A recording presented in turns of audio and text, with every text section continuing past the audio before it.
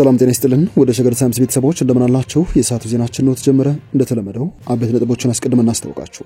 ዛሬ በ4 ኪሎ ቤተ መንግስት ጠቅላይ ሚኒስትር አብይና ከፍተኛ መንግስት ባለስልጣናት ለ9 ወራት የተካሄዱ የመንግስት የሥራ እንቅስቃሴዎችን የገመገሙበት መድረክ የብዙዎች መነጋገሪያ ርዕሰ ነጥብ ሆኗል። በትናንትናው ዕለት የጠቅላይ ሚኒስትሩ አማካሪ ተደርገው የተሾሙት አቶ ጌታቸው ረዳ ለመጀመሪያ ጊዜ ከጠቅላይ ሚኒስትሩ ከፍተኛ ካቢኔ ጋር መታየታቸውም የብዙዎች መነጋገሪያ ነው። ዝርዝሩን በዜናችን ተሰሙታላችሁ። የወልቃይት ጠገዴ ሰቲት ሁመራ ዞን ከፍተኛ መሪዎች ከወያኔ ጋር ይደራደራሉ የፋኖ ኃይል ፈጽሞ አንቀበለውም ጠላታችን ነው ሲሉ ፈረጀውታል። የኮሎኔል ደመቀ ዞር አስተዳደር በፋኖ ኃይሎች ላይ ያሰማውን አቋም ዜናችን ይመለከተዋል። የ4 ኪሎ ቤተ መንግስትን በተመለከተ ዛሬ ይፋ የሆነው የመንገዶችን ደንብን በተመለከተ የተሰሙ አዲስ መረጃዎችም የዜናችን ትኩረት ናቸው። የመከላከያ ሰራዊትና የፋኖ ኃይሎች ውጊያ በመክፈታቸው ምክንያት ለምስክርነት መቅረብ አልቻሉም የተባሉት የፌዴራል ፖሊስ ምስክሮች መነጋገሪያ ሆነዋል። እንመለስበታለን። ከጥቂት ቀናት በፊት ደብዛዋ እንደጠፋ ሲነገርላት የነበረችውና ኢትዮጵያን የጫነችው ጀልባ ኤርትራ መገኘቷ የተሰማ ነው። መረጃው ምን ያክል እውነት ነው? የዜናችን ትኩረት ይሆናል። ሌሎችም ወቅታዊ ጉዳዮች በዝርዝር ይደመጣሉ። እንደተለመደው እየሰማችሁን አብራችሁን ቆዩ።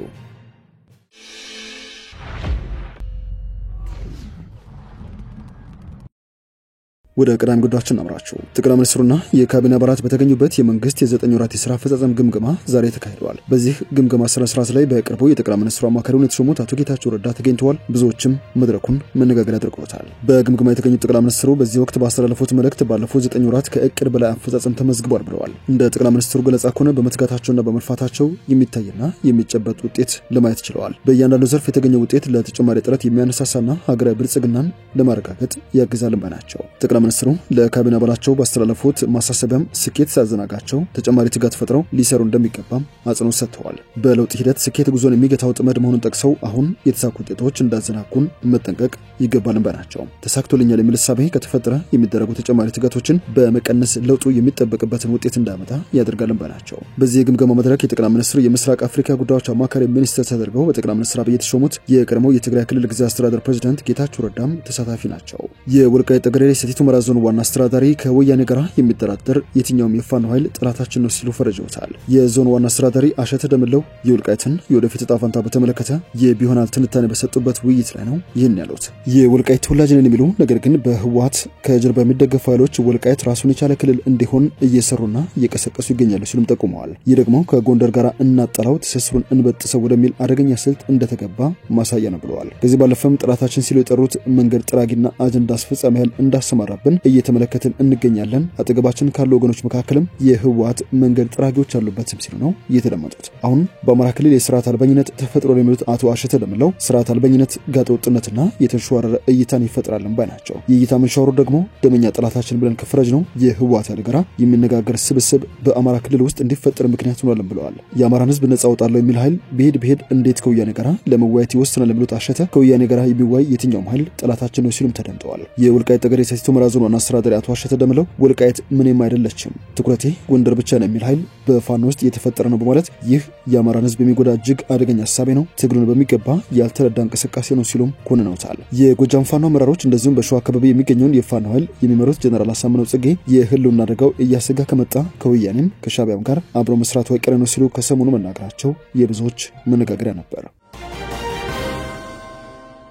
ዜናችን እንደቀጠለ ነው። ከቀናት በፊት ደብዛዋ ጠፍታለች ስትባል የነበረው ጀልባ ኤርትራ ውስጥ ተገኝታለች የተባለ ነው። ከጥቂት ቀናት በፊት በርካታ ቁጥር ያላቸው ኢትዮጵያን ጭና ከጅቡቲ ወደ የመን ስትጓዝ የተሰወረችው ጀልባ በኤርትራ መገኘቷን የተሰማው። ከአራት ቀን በፊት በርካታ ቁጥር ያላቸው ኢትዮጵያን ጭና ከጅቡቲ ወደ የመን ስትጓዝ የነበረችው ጀልባ መሰወሯን በትናንትናው ዕለት በርካታ የሀገር ውስጥ ዜና ምንጮች ዘግበው ነበር። ዛሬ እንደተሰማው ከሆነም ይቺ በርካታ ኢትዮጵያን ስደተኞችን ጭና ከጅቡቲ ወደ የመን ስትጓዝ የነበረችውና በቀይ ባህር የተሰወረችው ጀልባ በኤርትራ በኩል ተገኝታለች የሚሉ መረጃዎች እየወጡ ነው።